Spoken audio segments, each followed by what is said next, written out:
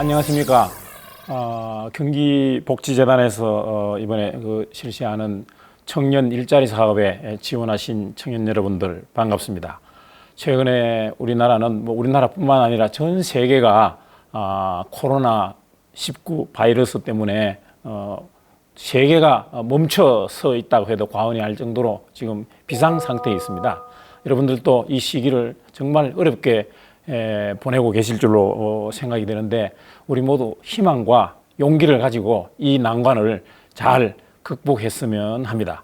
오늘 저는 여러분들이 일하시게 될 사회복지 시설에 대해서 안내를 드리고 여러분들과 함께 이해하는 시간을 가지도록 하겠습니다. PPT 화면을 보시면서 여러분들과 함께 진행을 하겠습니다. 현재 우리가 처한 여러 가지 어려움을 해결하기 위해서 다양한 사회복지 서비스와 자원을 연결하고 이 자원을 통해서 어려움을 해결해 나가도록 돕는 그러한 곳이 바로 사회복지 시설이라고 할 수 있습니다. 이러한 시설들을 우리 경기도에는 약 한 500여 개 이상 있는데요. 그중에는 장애인 복지 시설도 있고 일반 사회복지 시설도 있고 노인, 아동 여러 시설들이 있습니다. 그 시설들 중에서 이제 여러분들이 가셔서 일하시게 될 곳을 중심으로 오늘 제가 설명을 드리도록 하겠습니다. 우리가 나라에서 또는 법인에서, 단체에서 사회복지 사업을 하고 있는데, 이 사회복지 사업은 왜 하는가? 우리 사회복지 사업의 가치라든가 그것의 철학에 대해서 잠깐 좀 알 필요가 있습니다.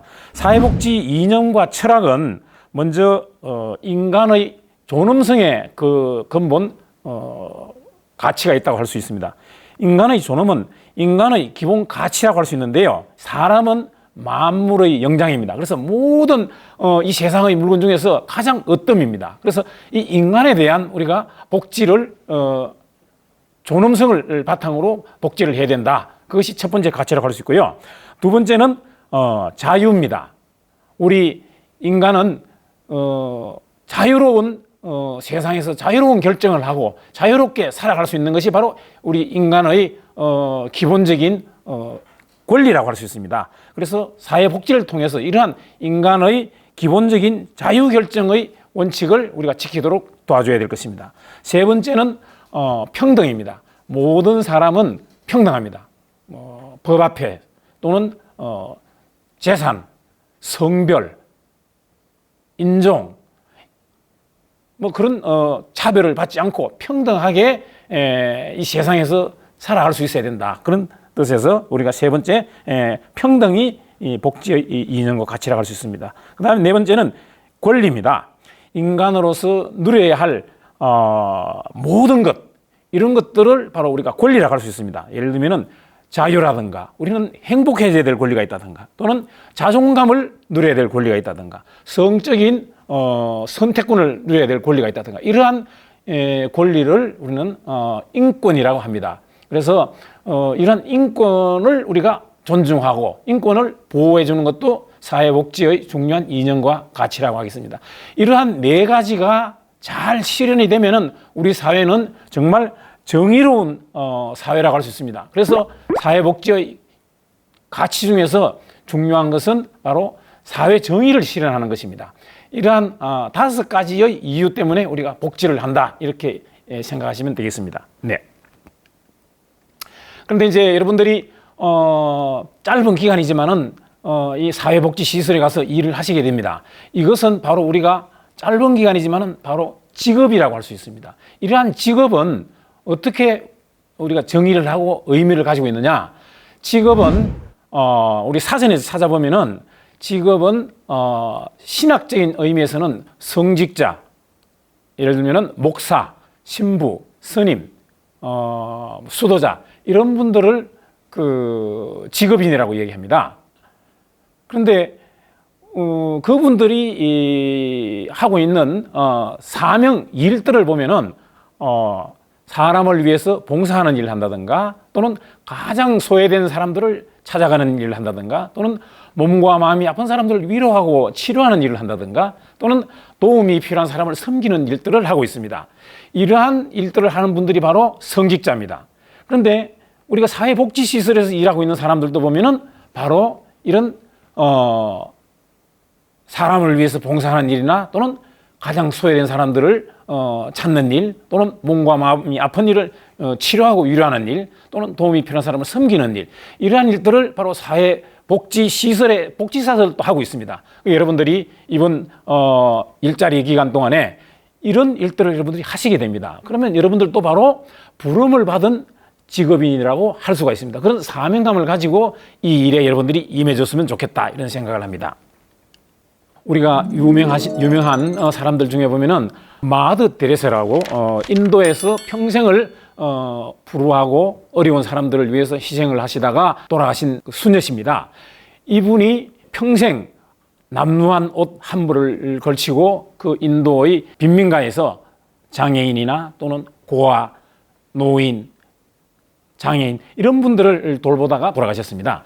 그래서 그분 정말 우리는 부름받은 직업인이다, 이렇게 이야기를 하죠. 그러나 우리가 뭐 꼭 마더 데레사처럼 그렇게 훌륭하게 이 세상을 살지 않았어도 작은 우리가 일 또는 이웃을 위해서 봉사하고 그분들을 섬기고 어렵게 살아가는 사람들을 우리가 찾아가는 것, 이것도 우리가 부름받은 사람들의 사명이라고 할 수 있습니다. 여러분, 그런 일에 참여한다는 뜻에서 중요한 의미를 가지면 좋겠다, 이런 생각을 합니다. 그래서 이러한 일을 하는 복지사들의 마음가짐은 어떻게 해야 되느냐? 우선 따뜻한 마음이 있어야 됩니다. 다른 사람들을 감싸고 다른 사람들에게 정을 주고 또 그 사람과 교감을 할 수 있는 그러한 따뜻한 마음이 우선 가장 중요합니다. 그리고 이 사람을 내가 어떻게 도와야 될 것이냐 하는 냉철한 머리가 필요합니다. 우리가 길 가다가 어렵게 만나는 모든 사람들을 다 도와줘야 되느냐, 또는 어떤 사람들을 어떻게 도와줘야 되느냐, 순간적인 판단이 필요합니다. 그럴 때 우리는 냉철한 머리가 있어야 된다. 그래서 냉철한 판단력이 있어야 되고요.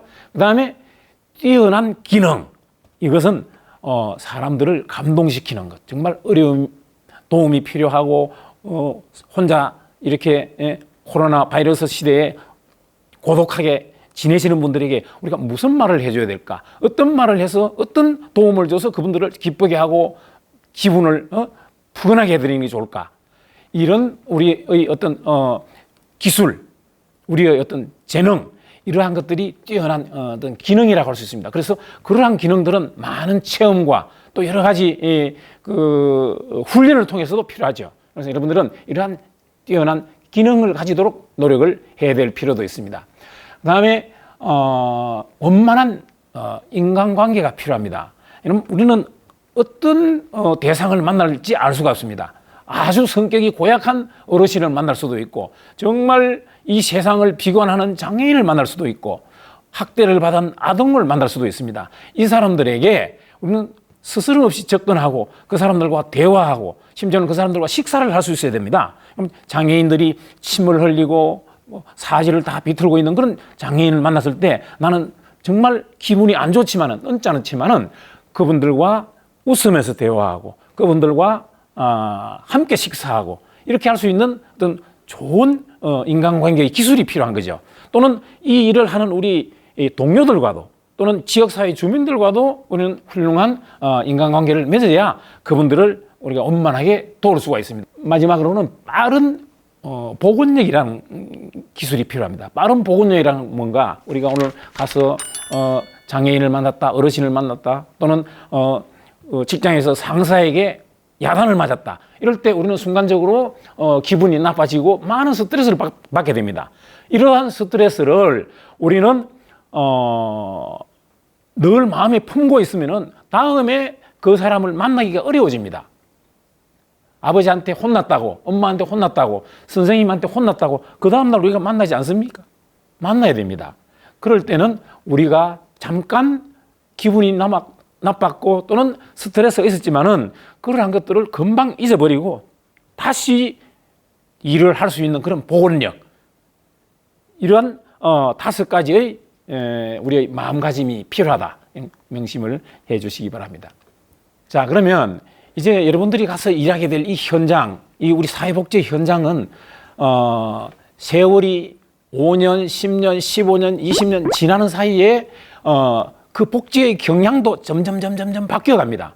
우리가 코로나 시대 이전과 코로나 시대 이후가 앞으로 이제 많은 변화가 있을 거라고 얘기하지 않습니까? 이처럼 복지도 시대에 따라서 바뀌어가고 있습니다. 그래서 우리 복지 패러다임의 변화를 보면은 옛날에는 복지는 국가에서 무조건 베풀어 주는 것이다, 이렇게 이야기를 했습니다. 그러나 이제 바뀌어가는 어떤 패러다임은 국가의 어떤 그 시혜가 아니라 보편적으로 모든 사람들에게 해줘야 되는 당연한 국가의 어떤 의무다, 이렇게 이제 바뀌어가고 있습니다. 그래서 옛날에는 복지는 우리가 나라에서 해주기 때문에 정말 감사한 일이고 이걸 받아야 된다, 이러지만 이제는 당당한 우리의 권리다, 이런 측면에서 복지를 바라보는 겁니다.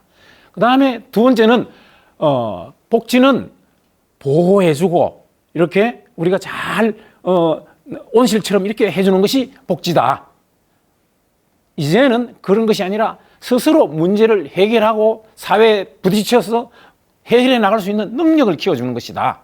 보호해서 자립생활로 나가는 것이다.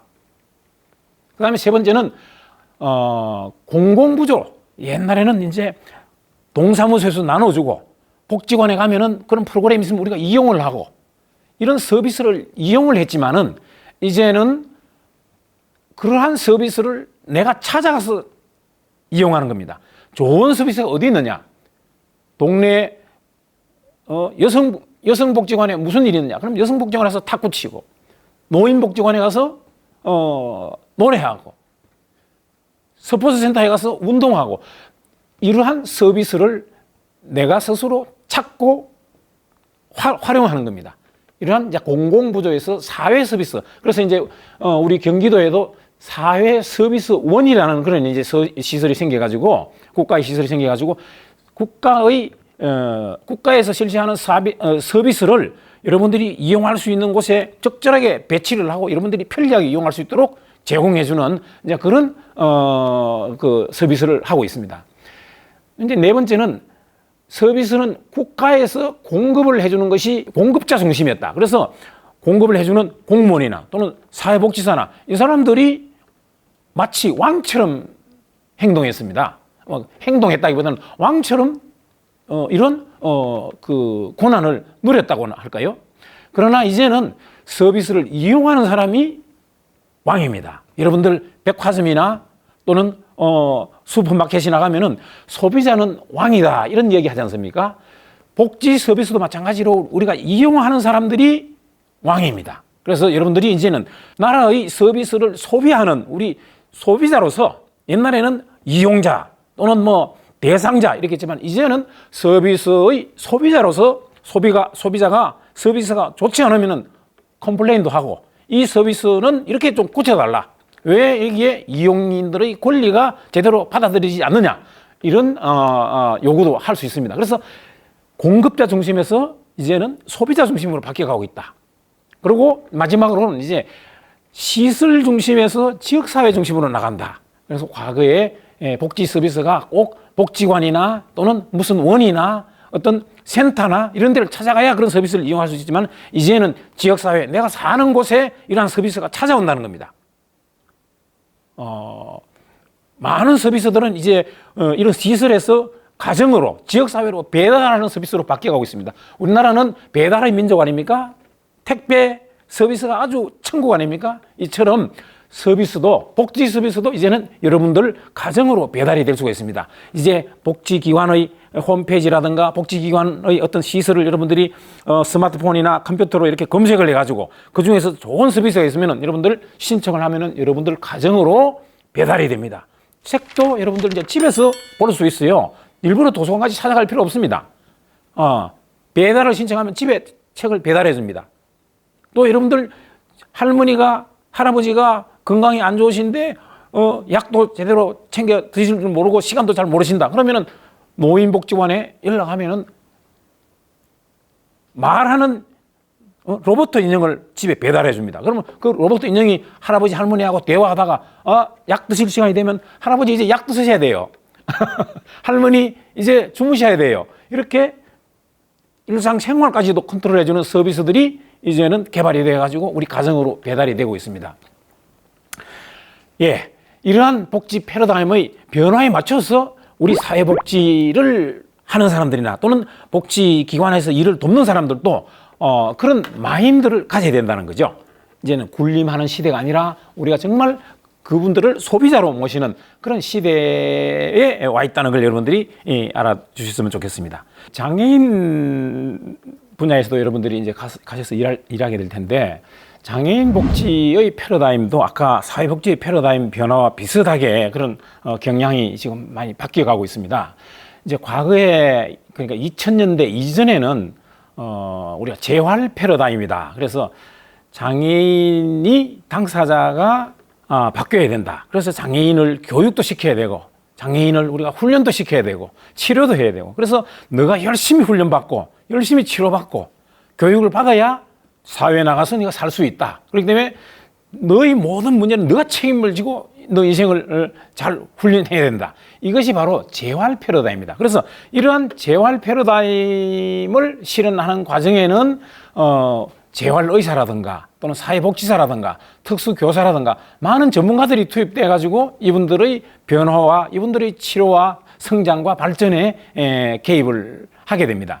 그런데 이제 그런 과정을 거쳐서 이분들이 사회에 나가서 직접 살아가 보니까 그렇지 못했어요. 취직도 잘 안 되고, 사회생활 하는데도 어려움이 많고, 자립도 잘 안 되고. 그래서 보다 더 잘 지역사회에 나서 살기 위해서는 장애인 당사자들이 주장하는 자립생활 패러다임이라는 용어가 2000년대 이후에 등장을 하기 시작했습니다. 그래서 이제 서구에서 시작된 이 자립생활 패러다임은 장애인 당사자들이 우리가 삶은 우리가 주체가 되어야 된다. 이러한 이제 운동의 그 원리가 기반에 깔려 있습니다. 많은 뭐 다른 이론이 있습니다만, 그래서 문제의 정의는 재활 패러다임은 장애인 당사자가 신체적인 손상이라든가 직업 기술이 없어서 세상에 살기 어렵다. 그러나 재활 패러다임은 건축물이라든가 또는 지하철이라든가 이런 것에 장애인이 쉽게 다닐 수 없기 때문에, 없는 그런 구조를 가지고 있기 때문에 장애인들이 자동차를 탈 수가 없고 직장 출근할 수도 없다. 그래서 사회에 다닐 수 없다. 이것이 이 문제의 정의라고 할 수 있습니다. 그 다음에 문제의 위치가 그럼 어디 있느냐?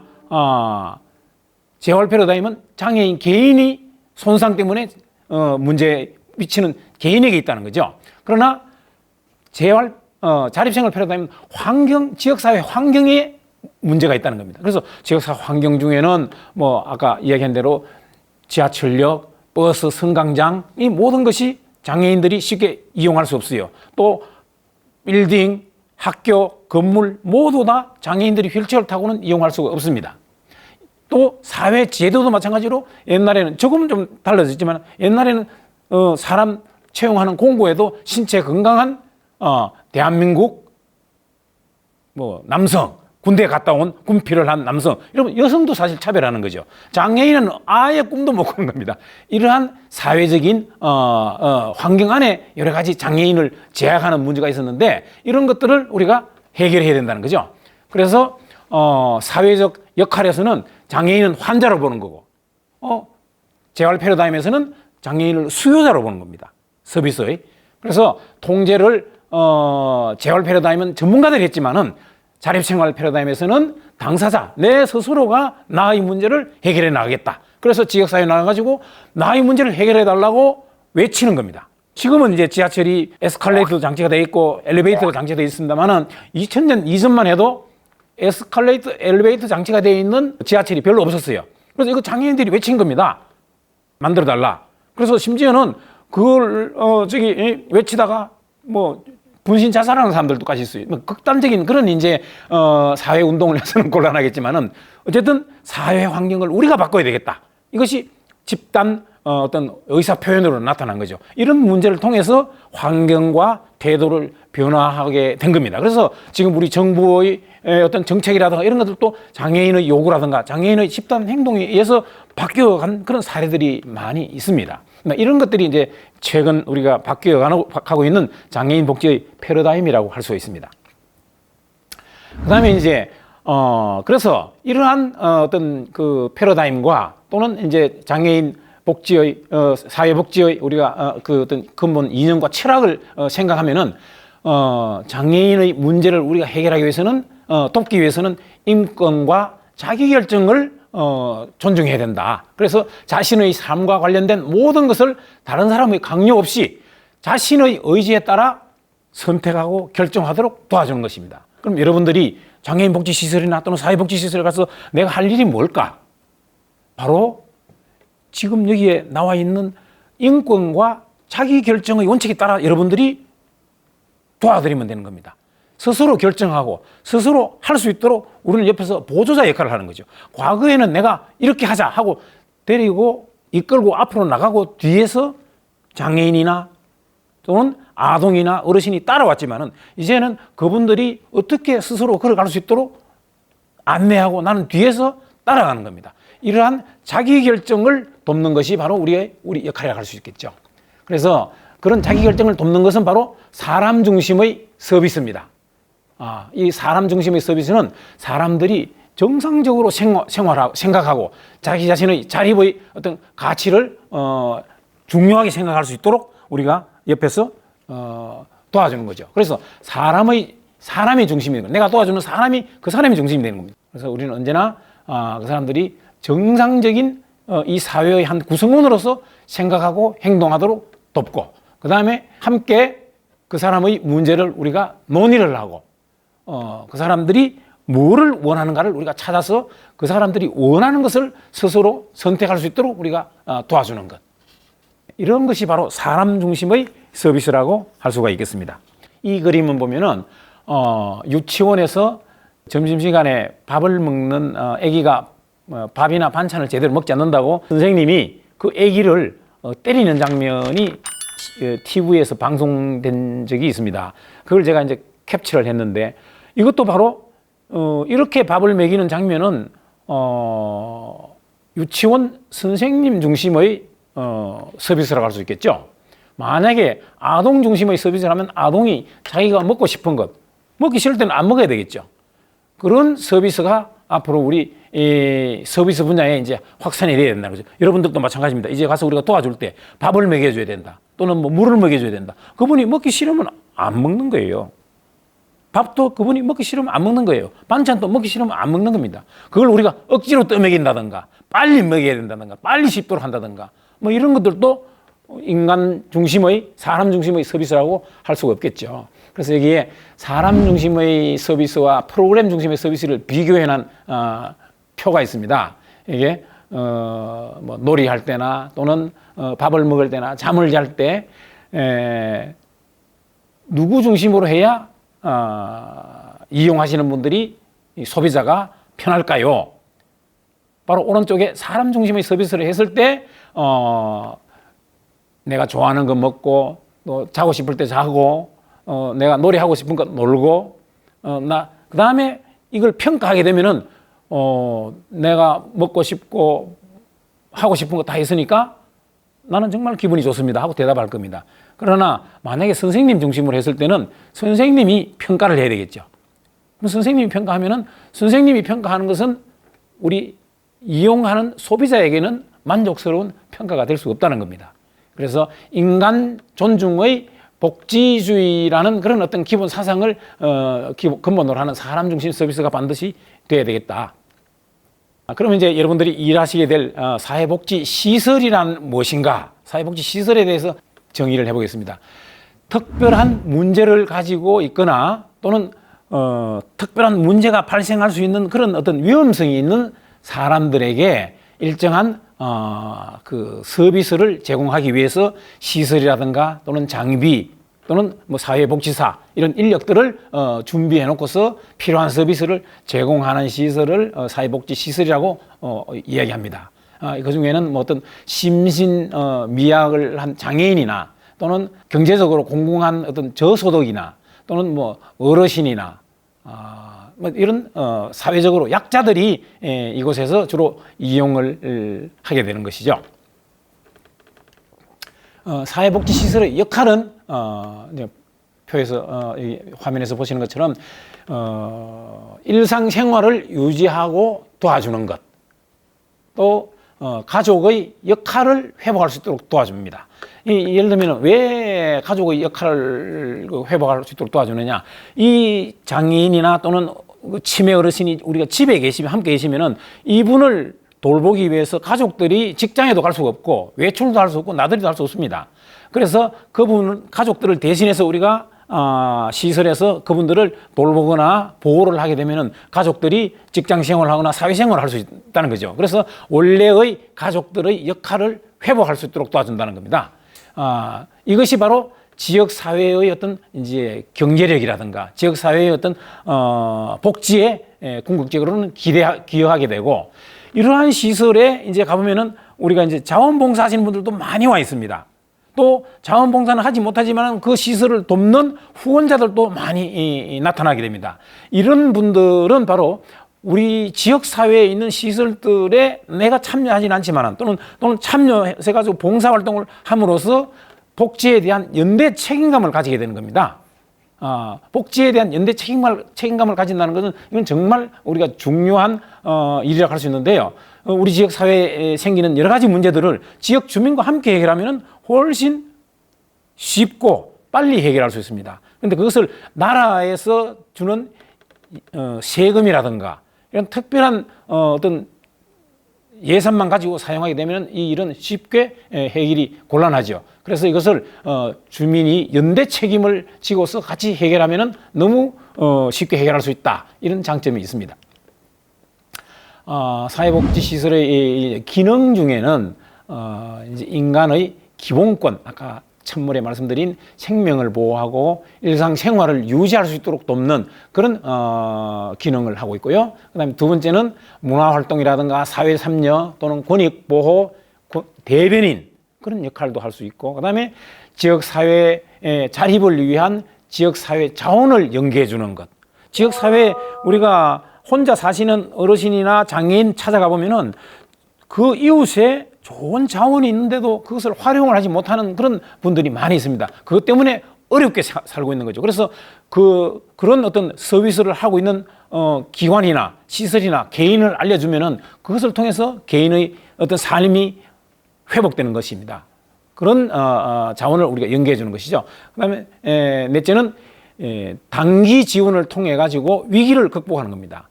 단기간에, 그러니까 지속적으로 지원하지 않아도 단기간 생계 비용을 지원해 준다든가 또는 학자금을 지원해 준다든가 또는 병원비를 지원해 준다든가 이런 것을 통해서 그 위기를 극복하면 그분은 다시 혼자서 살아갈 수 있는 거죠. 자립할 수 있는 거죠. 이런 이제 위기 극복 차원에서도 사회복지시설의 기능은 중요하다는 겁니다. 이러한 사회복지시설의 유형을 보면요, 아동시설부터 시작해서 노인, 장애인, 정신보건, 이제 정신장애인을 말합니다. 노숙인, 저소득층, 결핵, 한센인. 한센인은 그 옛날에 우리가 나병이라고 많이 얘기했죠. 이걸 이제 한센인이라고 그러는데, 이 한센병은 요즘은 이제 거의 발생을 하지 않습니다. 지금은 그 전에 한센병을 앓았던 사람들이 이제는 치유가 됐지만은 음성으로 이렇게 그 혼자서 살기 어렵기 때문에 그 시설에서 그분들을 돕는 그런 이제 일을 하고 있습니다. 이런 한센인들 시설, 또 한부모 가족, 여성, 다문화, 청소년 이런 시설들이 사회복지 시설로 많이 존재하고 있습니다.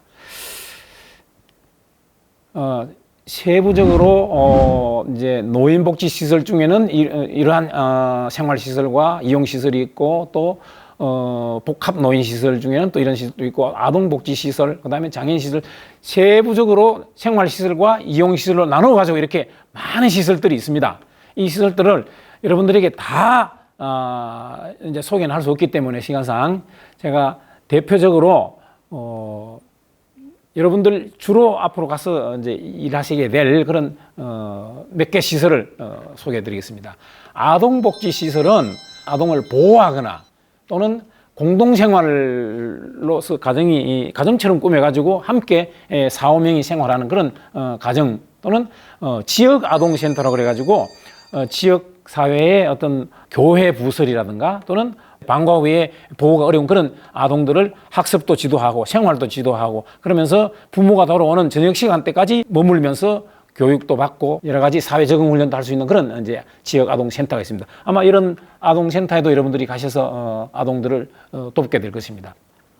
그다음에 이제 아동 보호 전문 기관으로서 이 기관은 아동 학대 범죄 행위를 찾아내고 그런 사람들을 적발하고 또는 아동 학대 행위자를 격리시켜서 부모하고 아동하고 격리시켜서 피해 등을 보호하는 그런 일을 하고 있는 전문 기관입니다. 준 그 사법권을 가지고 있는 기관이라고 할 수 있습니다.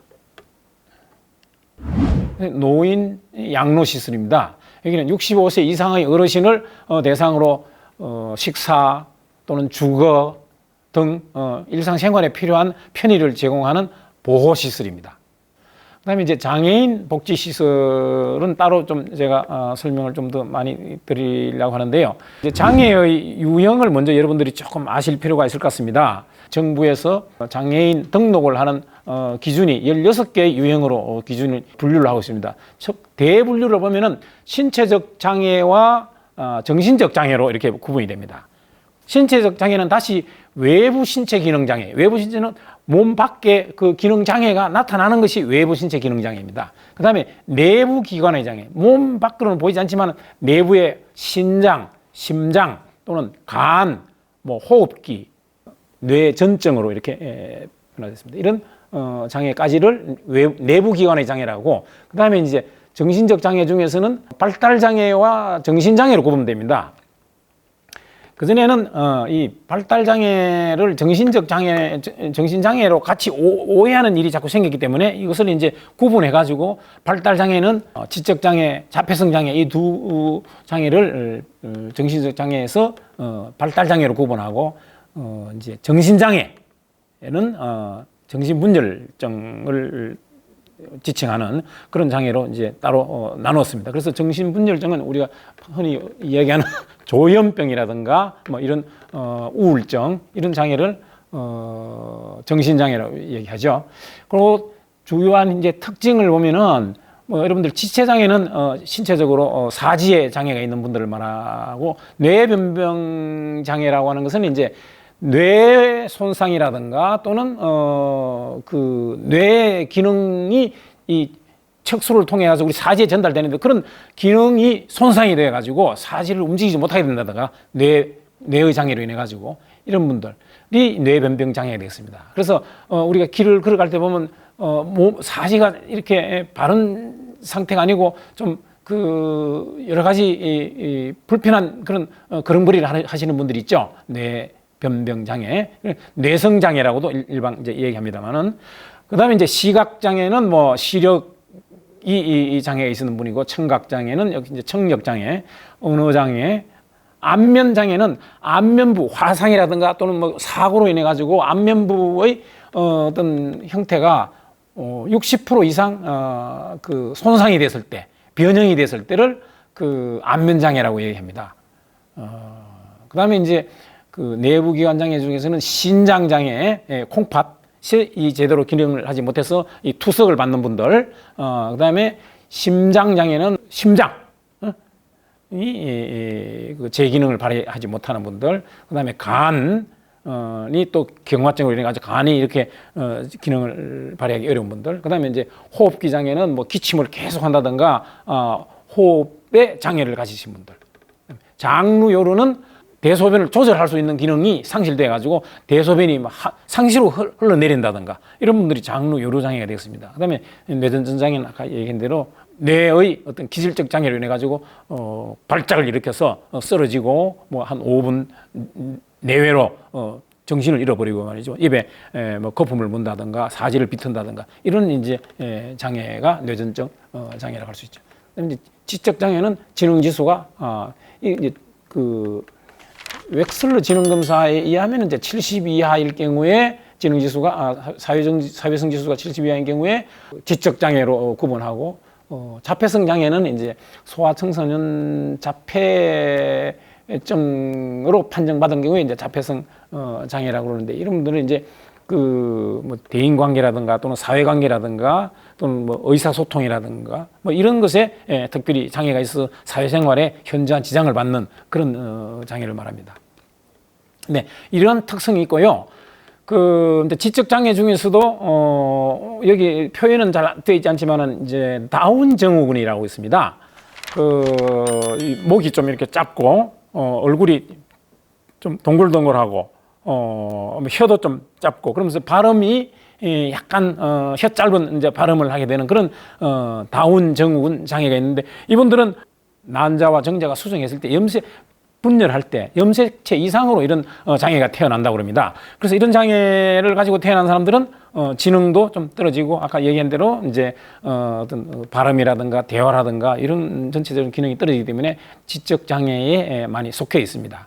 그래서 이분들이 이제 직업 재활시설이라든가 이런 곳에서 많이 일을 하고 있는데, 아마 여러분들이 이제 가서 현장에서 일을 하게 되면 그런 분들하고 많은 이제 접촉을 하게 될 텐데 참고로 이해하시면 좋겠습니다. 장애인들 중에서 그럼 우리가 도움을 이제 필요로 하는 사람들이 어떤 유형의 장애인들이 도움을 많이 필요할까 하는 걸 한번 우리가 조사를 해봤더니, 이 표에서 보시는 것처럼, 그림에서 보시는 것처럼 모든 일상생활을 혼자서 할 수 있다 하는 분들이 누구냐? 56.9%가 지체장애인들입니다. 그러나 남의 도움이 필요하다고 했던 분들은 누구냐? 발달장애나 자폐성 장애인이 가장 높습니다. 이게 두 번째, 세 번째 막대 그림에 보면은 26.7%가 자폐성 장애입니다. 이분들은 거의 모든 일에 도움이 다 필요하다는 겁니다. 그래서 결국은 발달장애인이나 여기 나와 있는 지적장애인이나 자폐성 장애인이 가장 많은 도움을 필요로 한다는 거죠.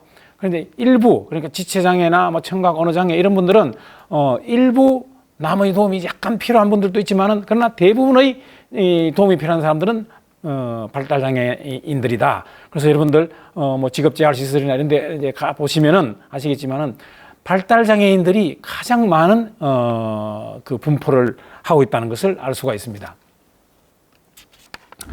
그래서 이제 이분들이 앞서도 말씀드렸지만 우리가 뭘 도와줄 거냐, 중요한 것은 자기 스스로 결정할 수 있는 자기 결정권의 어떤 존중과 지원이 필요하다고 할 수 있습니다. 어떤 소소한 일이라도 스스로 삶의 문제를 결정할 권리가 당사자에게 있다. 이 정신을 여러분들이 꼭 기억을 해야 됩니다. 그래서 지적장애 또는 자폐성 장애를 가진 발달장애인들은 자신의 일을 스스로 결정하는데 오랫동안 소외되어 왔습니다. 그래서 모든 것을 다 선생님이나 부모나 또는 남이 내 일을 결정해 줄 것이다 하고 이분들은 기다리고 있는 겁니다.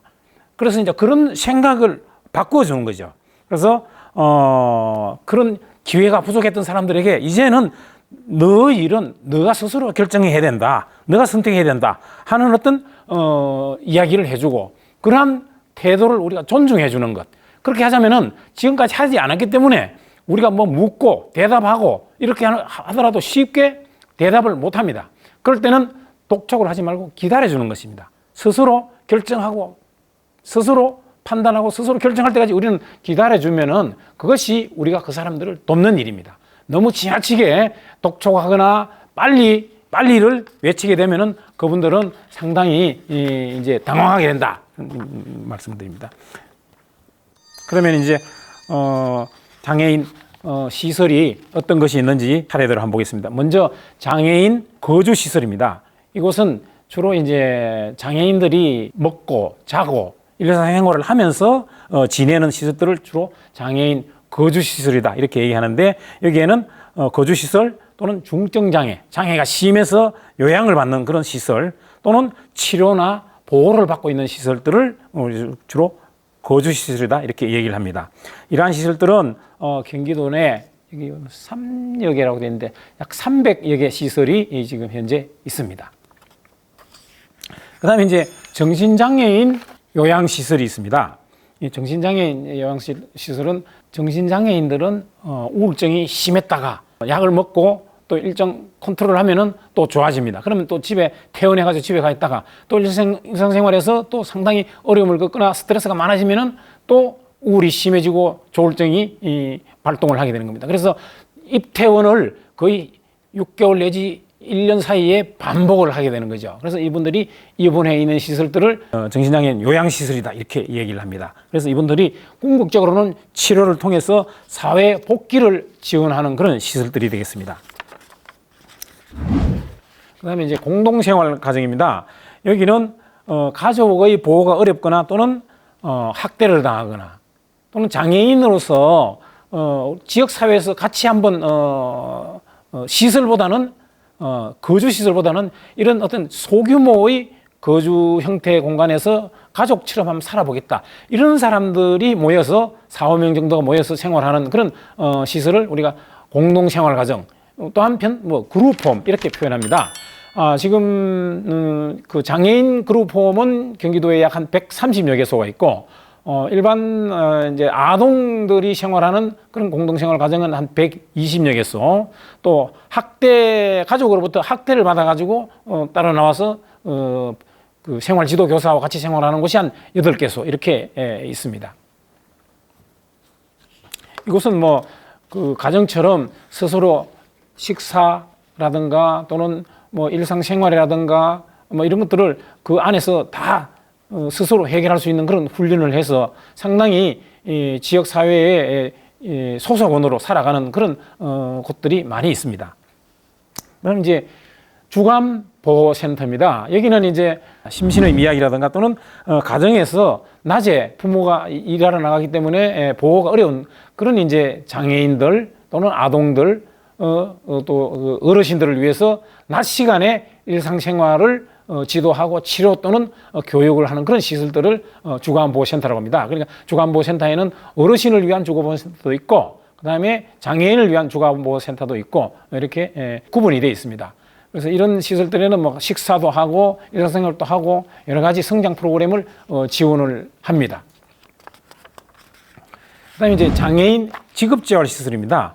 장애인 직업재활시설은 이 구분이 좀 여러 가지 형태로 나눌 수 있는데요.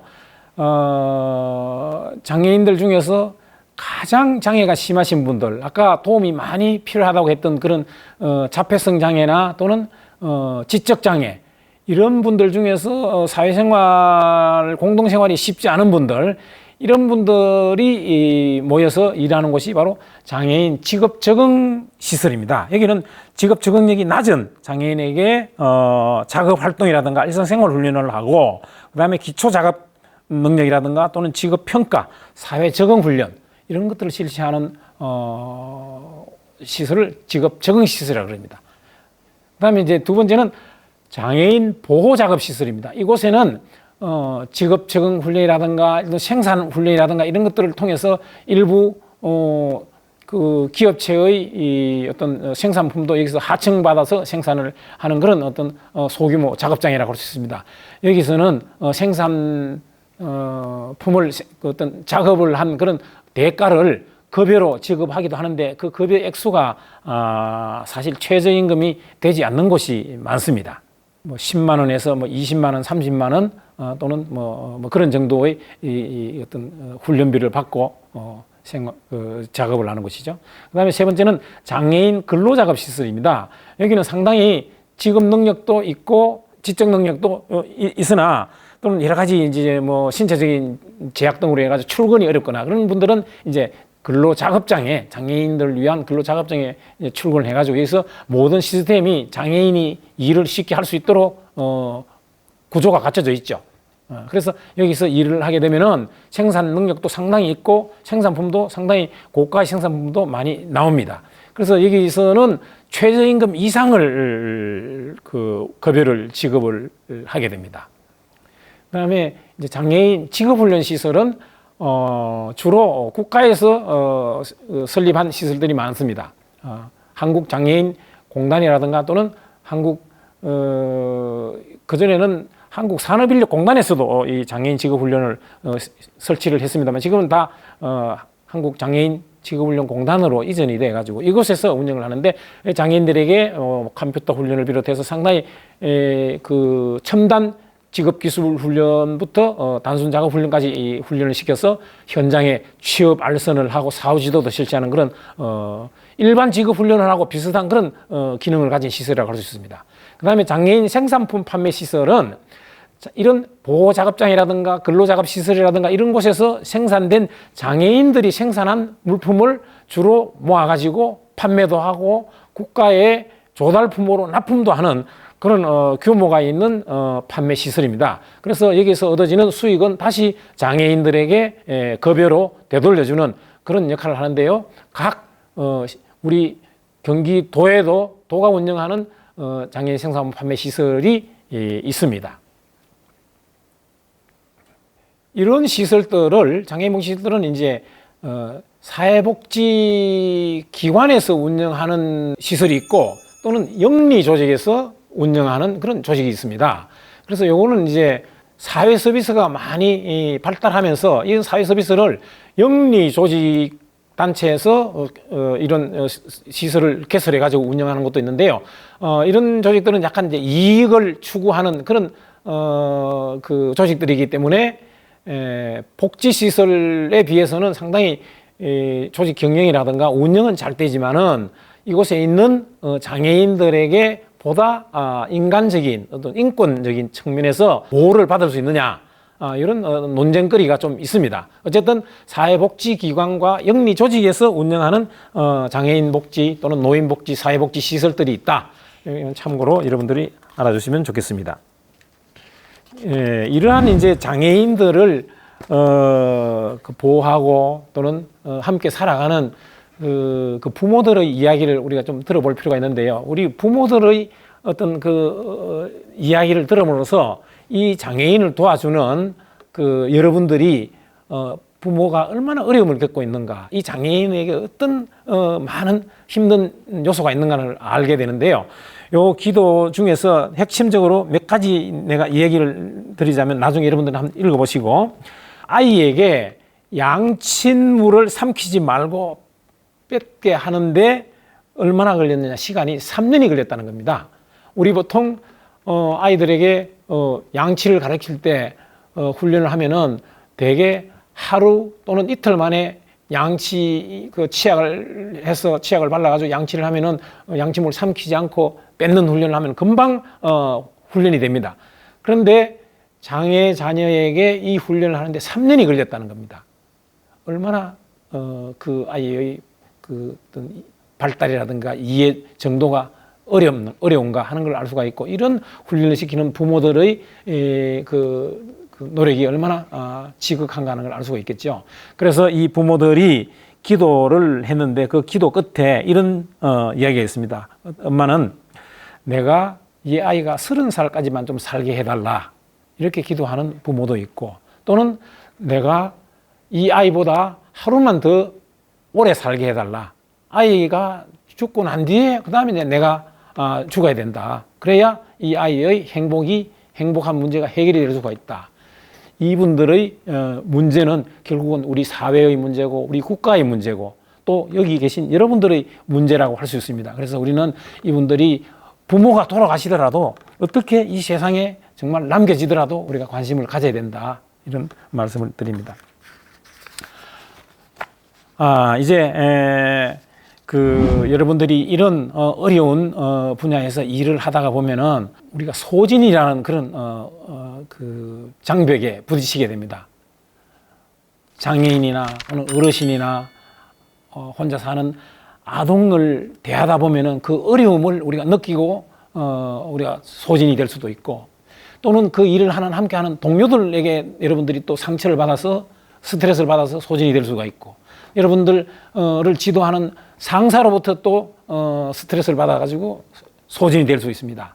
그래서 이런 소진을 받았을 때 우리는 어떻게 이 위기를 극복해야 되느냐, 이 위기를 극복하고 우리는 또 살아가야 되잖아요. 그래서 번아웃을 예방하는 방법에 대해서 말씀을 드리겠습니다.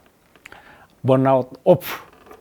그래서 제일 중요한 것은 우리가 힘들 때 꼭 이런 우리 장애인 시설, 노인 시설에 와서 힘들지 않더라도 이러면 인생을 살아가다 보면 어려울 때가 항상 닥치게 됩니다. 특히 이 우리 바이러스 시대는 정말 어렵습니다. 그럴 때 우리는 이 어려움을 극복하는 방법은 쉼을 하는 겁니다. 저는 지금까지 인생을 살아오면서 이 장애인들과 함께 평생을 했다고 할 수 있습니다. 그럴 때 어려움이 한두 번이 아니었습니다. 그럴 때 저는 여행을 하거나 휴가를 하거나 또는 연수를 하거나 뭐 취미 활동을 하거나 또는 지식 충전을 한다든가 이런 것을 통해서 그 위기를 극복했습니다. 여행은 꼭 비싼 돈이 아니라도 할 수 있습니다. 가까운 동네 산에도 갈 수가 있고 우리 집 앞에 강변을 걸을 수도 있고 달릴 수도 있고 이런 운동을 통해서 땀을 내고 내 몸에 쌓인 어떤 스트레스를 풀게 되면은 또다시 활동을 할 수 있는 재생산을 할 수 있는 힘을 얻게 됩니다. 그래서 이 일이 여러분들의 어떤 전문 직업이 되고 그래서 나는 일순간에 잠깐 이 일자리를 찾아서 여기 왔는데 이 일을 하다 보니까 정말 이 일은 정말 좋은 일이다. 그래서 나는 평생 이 일을 나의 직업으로 삼아야 되겠다. 이런 마음으로 일을 해주시면은 더 좋겠죠. 그래서 여기에 뭐 슈퍼비전을 받거나 또는 자기 개발. 내가 짧은 지식을 가지고 여기 왔는데 일을 하다 보니까 좀 더 공부를 해야 되겠어. 그래서 이 분야에 더 전문 지식을 쌓기 위한 공부도 하고 또 정말 힘들 때는 이런 걸 까맣게 다 잊어버려야 됩니다. 그래서 여러분들 집에 갈 때 집에 가가지고 직장 일을 생각하면 안 됩니다. 오늘 집에 가서 여러분들 낮에 만났던 그 어려운 아이의 문제, 어르신의 문제, 그 장애인의 문제를 가지고 집에 가서 해결하려고 그러면은 여러분들 더 스트레스가 쌓이니까 집에 가서는 편안하게 쉬시고, 영화도 보시고, 음악도 듣고, 힐링을 하면서, 잊어버려야 됩니다. 그래서 인생을 정말, 멋있게 살아갈 수 있는 그런 이제 여러분 스스로를 만들어야 되겠습니다. 항상, 최선을 다하는 대한민국의 어떤 젊은이로 여러분들 인생을 여러분들 스스로를 잘 꾸며 가시길 바랍니다. 여러분들 경청해 주셔서 감사합니다.